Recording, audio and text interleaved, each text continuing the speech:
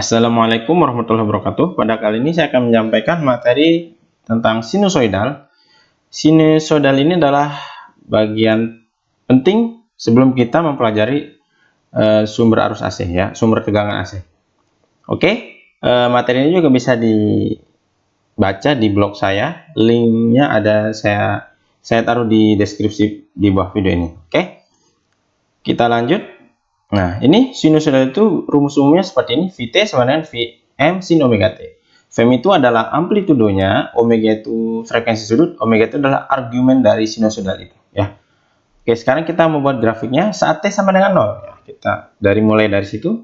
Berarti ini t 0 kali omega kan jadi 0. Jadi Vm sin 0. Sin 0 itu 0. 0 kali Vm 0 ya. Berarti di sini mulai dari sini dia ya. Ini amplitudo Vm, di bawahnya min Vm. Ini argumen tadi omega t ya. Nah, maka bentuknya begini. Terus ya. Nah, perhatikan bahwa dari sini sampai sini itu satu putaran penuh. Artinya kalau lingkaran itu satu putaran penuh 360 derajat atau 2 pi. Pi itu kalau degree 180 ya. Kali 2 sama 360. Berarti ini pi, ini berarti 3 pi, 4 pi dan seterusnya ya. Oke, sekarang saya ingin mencari periode ya. Jadi perhatikan, dari sini ya, dari sini sampai sini ya, yang saya lingkari ini itu satu periode ya.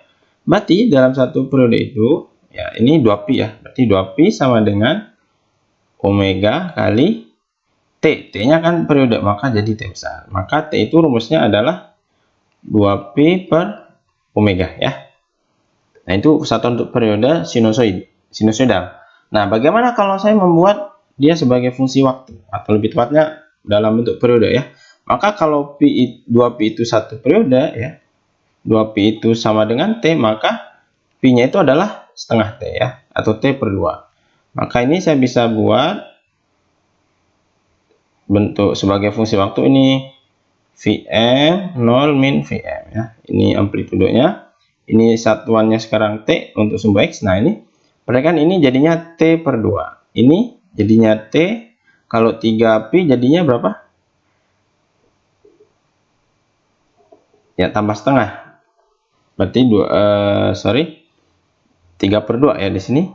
3 per 2t dan seterusnya ya. Ini 2t. Nah, begitu ya. Jadi ini kalau saya buat dalam bentuk waktu ya, sebagai fungsi waktu. Nah, ini saya ingin tulis ulang tadi, kita memperoleh ini ya, untuk kita anggap ini saya punya suatu sinusoidal sebesar V1, rumusnya ini persis sama dengan bentuk umum. Nah, maka dia bentuk grafiknya begini. Sinusoidalnya begini ya. Oke ya. Nah, bagaimana jika saya mempunyai suatu sinusoidal, saya sebut sinusoidal 2, V2, rumusnya Vm sin omega t plus pi ya. Nah, oke, kita cara pertamanya saat t sama dengan 0. Berarti saat t sama dengan 0 ini adalah 0. Jadi jadinya ini Vm kali sin pi. Nah, berarti di saat di sini dia sudah melangkah sejauh pi ya. Oke, berarti kita anggap pi-nya ada di sini ya. Ini itu pi. Maka dia bentuknya begini ya. Lihat, karena amplitudo sama ya, terus frekuensi sudutnya sama, maka bentuk gelombangnya pasti sama ya. Maka dia begini, saya buat tanda putus-putus saja ya untuk membedakannya dengan V1 ya. Nah ya, jadi inilah V2. Kita bisa menyimpulkan ya, jadi kalau ada tanda positif itu artinya dia lebih dulu terjadi ya. Kemudian nanti kalau misalkan kita menemukan negatif, berarti dia tertinggal ya. Ini yang properties yang penting untuk kita ingat, atau sifat-sifatnya ya. Jadi, nah, kita menyimpulkan ya V2 ini mendahului V1. Karena saat T sama dengan 0, V1 baru mulai, sedangkan V2 sudah berputar sejauh pi ya, atau sudah mempunyai sudah mempunyai ini ya. Jadi bentuknya sinnya sudah tidak nol ya. Atau bisa juga kita simpulkan V1 itu tertinggal dari V2 sebesar V.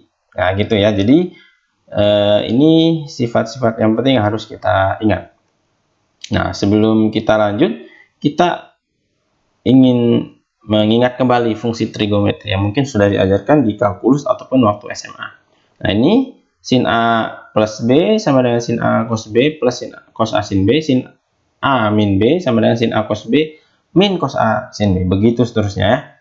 Nah, sekarang ini yang lebih penting lagi, konversi dari sinus kosinus atau sebaliknya. Kenapa penting? Karena nanti kalau kita ingin mencari beda fase antara dua sinusoidal atau lebih, kita harus mengkonversi, bisa mengkonversi dari sinus ke kosinus atau sebaliknya ya. Nah, ini saya punya pedoman untuk konversi ya. Contohnya misal sin omega itu berapa cos sih? Nah, misalkan ini kita coba ini dulu ya. Plus sin omega t. Cosnya berapa? Nah, kita lihat. Ini kan plus cos. Menjadi plus sin ini dia harus berputar sejauh 90 derajat. Nah, kalau dia searah jarum jam dikasih tanda negatif ya. Kalau berlawanan tanda positif. Ingat-ingat ya. Jadi maka ini sin omega t bisa dikonversi menjadi cos. Berapa cosnya? Cos di plus cos omega t. Nah, karena dia ke searah jarum jam maka min 90. Nah, ya.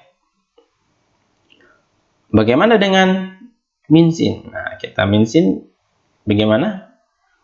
Oh, ternyata min sin dari sini juga. Tapi dia berlawanan arah jarumnya maka dia positif, plus 90. Maka min sin itu adalah kalau dikonversi cos dia dari cos omega t ya, ini plus cos omega t plus 90 derajat. Nah, gampang ya. Ini akan kita pakai ke depannya. Nah, ini saya rangkum ya.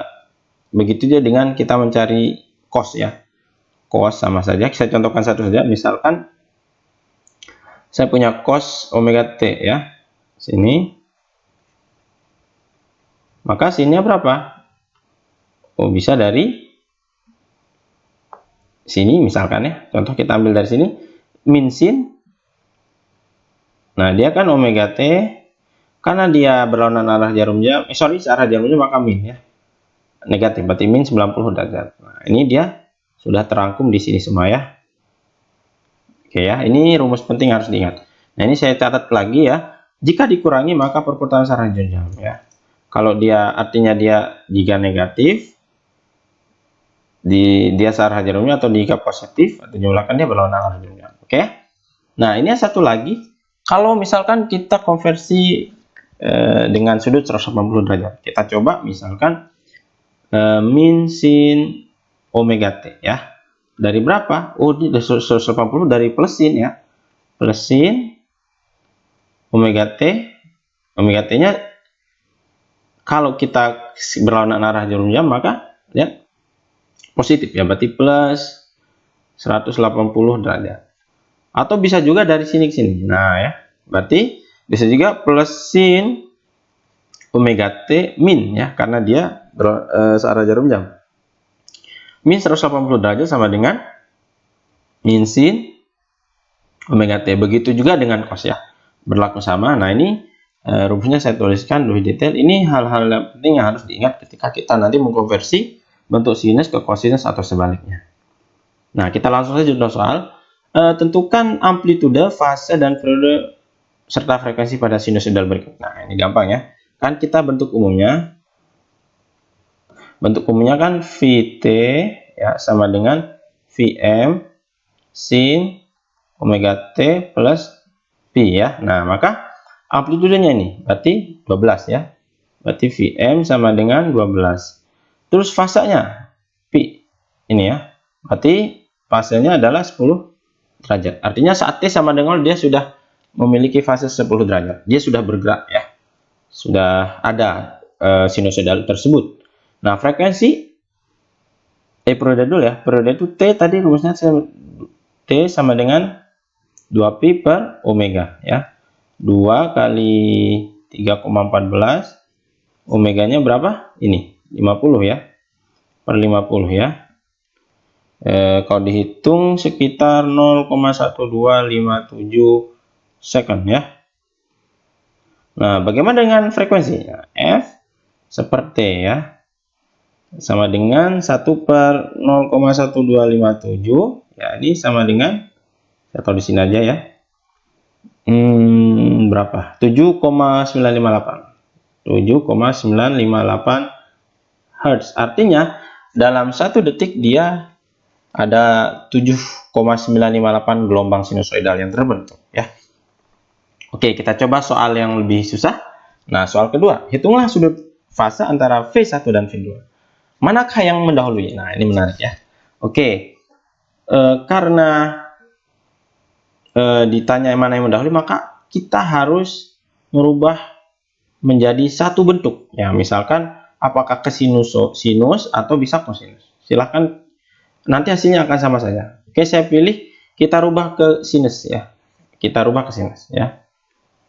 Oke, berarti V2 tetap, ini dirubah ya. Yang V1 karena bentuknya cos. Oke, V1 saya bisa tulis begini, V1 sama dengan 10 kali min cos ya.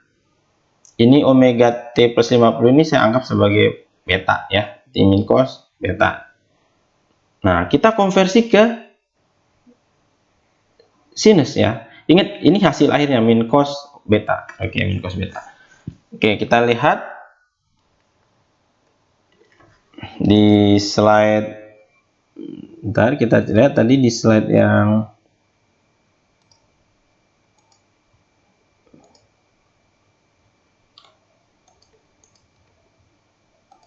di sini ya. Nah, di sini tadi kan kita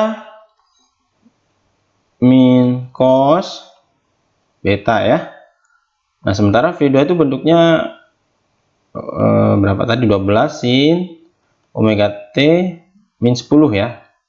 Nah, berarti kita pilih yang 90 derajat atau 180. Karena ini min 10, kita pakai yang ini 90 derajat ya. Oke, sekarang kenapa? Karena lebih dekat ya, lebih dekat, lebih mudah nanti kita menghitung beda fasenya ya. Oke, hasil akhirnya min cos. Berarti mana? Ini ya, min cos. Berarti kita apakah kita min sin, dari min sin atau plus sin? Lihat V2-nya, tadi plus sin ya. 12 sin, berarti dia plus. Berarti dari sini ya. Berarti dari sini ke sini. Nah, berarti min cos beta itu konversi dari plus sin omega T. Nah, karena dia searah jarumnya, maka min 90 derajat. Berarti min 90 derajat ya. Nah, inilah sorry ya, karena ini beta, dia beta juga ya. Jadi nggak bingung, ini bisa dirubah beta ya, atau suatu apapun ya. Oke, berarti min cos beta sama dengan plus sin beta min 90 derajat. Nah, ini akan kita gunakan untuk menghitung di soal kedua. Oke ya, nah jadi ini kita konversi tadi jadinya adalah 10 kali. Nah, jadinya plus sin ya, beta min 90 derajat. Betanya saya rubah lagi WT plus 90 ya. Jadi ini V1 sama dengan 10 sin ya, 10 kali plus tetap 10 ya. Bukan min 10, 10 sin. Nah, ini betanya saya ganti dengan omega T. Omega T plus 50 derajat min 90 derajat ya. Ini hasilnya min 40. Jadi V1 sama dengan 10 sin omega T min 40 derajat. Nah, ini hasilnya sama bentuknya dengan V2 ya. Oke, saya tulis ulang. V1 tadi sebesar V1 sama dengan 10 sin omega T min 40 derajat. Nah, supaya bentuknya sama dengan V2 ya, dia akan min 10, berarti V1 sama dengan 10 kali sin omega T min 10 derajat. Nah, supaya jadi 40 berarti kita min 30 derajat. Min 30 tambah min 10 sama dengan min 40 ya. Sama saja. Maka V2 ini kan begini tadi. 12 sin omega T min 10 derajat. Ya. Nah, kita misalkan ya gamma sama dengan omega T min 10 derajat. Ya, maka V1 sama dengan 10 kali sin gamma min 30 derajat. Sedangkan V2 adalah 12 kali sin gamma ya. Maka dari sini ketahuan ya, karena dia V1-nya itu min 30 derajat, maka V1 tertinggal ya sebesar 30 derajat oleh V2, atau bisa kita katakan V2 mendahului V1 sebesar 30 derajat. Nah, gampang ya. Oke, semoga bermanfaat. Sekian. Wassalamualaikum warahmatullahi wabarakatuh.